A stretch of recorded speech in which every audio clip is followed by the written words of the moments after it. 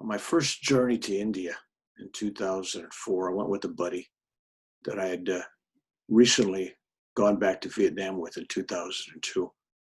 He was an easy companion to go with, and he'd never been to India either. And wherever I wanted to go, he was good with. So we hired a vehicle and a driver, and we commenced a almost 3 month journey from the Himalayas to the desert and to Calcutta to Mumbai, Delhi, up to Pakistan area.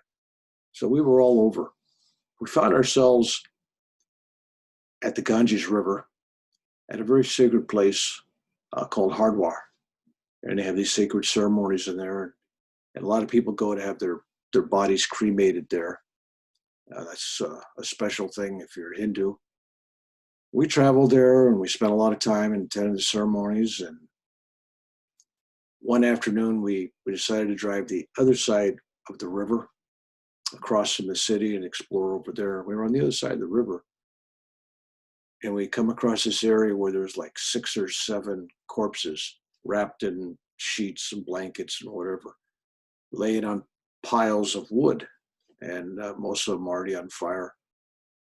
We decided to observe what was going on. And we got out of the vehicle and walked over there, and there was a school bus or some kind of bus. It was kind of like a school bus, and it had wood on top of the bus, and it had a rug that was rolled up, and inside the rug was a corpse apparently. And I saw people get off the bus, all men. They took the corpse and they took the wood and they built a pile up, and then they put the corpse on top of it. We were watching all this. It was very curious. And this old guy came to us. He had a beard, and he figured out we were Americans, and he started to explain to us on why there was almost all men exclusively on this beach that day at all these funerals. And he talked about the traditions and why the men were shaving their heads, and some of them were leaving a little tassel of hair at the top. And then when it got done, they would smash the skull and other bones that didn't burn, and either take the ashes or spread them into the river or whatever. So we found out when we were talking to him that he'd been to California. In fact, he'd lectured at the University of California, at UCLA, and some great national universities in America. He was some kind of famous mathematician and philosopher, and shared some of his stuff with us, which was impressive, but it was over my head, frankly. So we were watching all this, and I'm sitting there, and all this smoke is going, and the body they put on there was going, and it was kind of a funny feeling because you look around, there's smoke, all of a sudden the wind shifts and the smoke is pouring on you, and it's not like being at a barbecue. It's like you start thinking about it, there's corpses being burned. And so I was all of a sudden taken back when I was looking at this particular corpse being burned with all the smoke and the fire.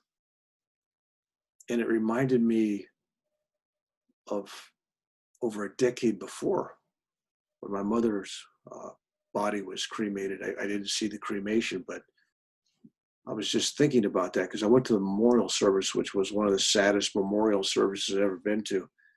It was just her children, some of her grandchildren, and her sister.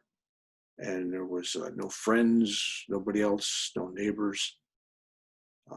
And there wasn't much, in fact, there wasn't any weeping. Nobody was crying. It was a very unemotional funeral, which upset me at the time, because I was upset not the fact that nobody else was crying, but I was also upset by the fact that I was not feeling any emotion. I was in that mood and mode that you get like when you're in Vietnam in combat. You see everybody dying around you, and there's people getting killed, and you don't mourn any of them. You feel bad, but life goes on. And that's a terrible way to feel when you're at your mother's funeral.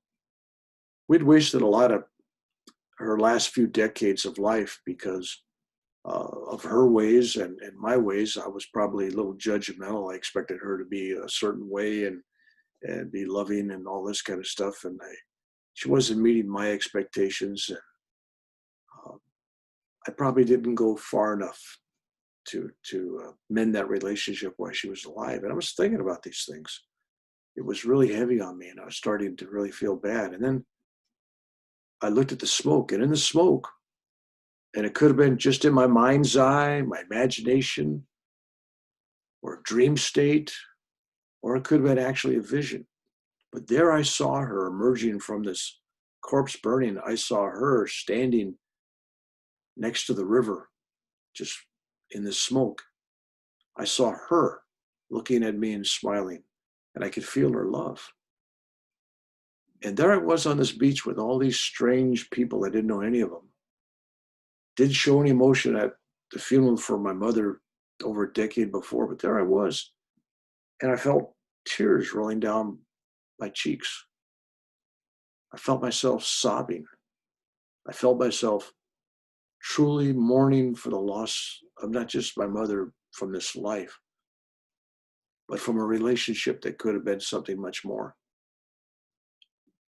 And I realized that in my mom's own way, she truly loved me and I loved her. And that just totally made me break down. And, uh, and I wept.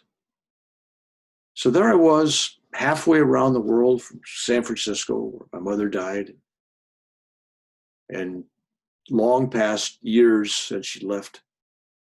And I finally broke down and wept.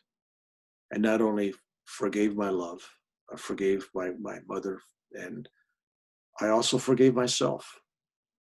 So I knew in my own heart that she understood, as I knew I understood her much better, and I knew that she loved me and I truly loved her. And I felt healed, and I felt like I could go on this journey. I went to India expecting some kind of spiritual healing, and it kind of began on this particular day, about a month and a half into my journey, where I saw my mother and felt her in my heart.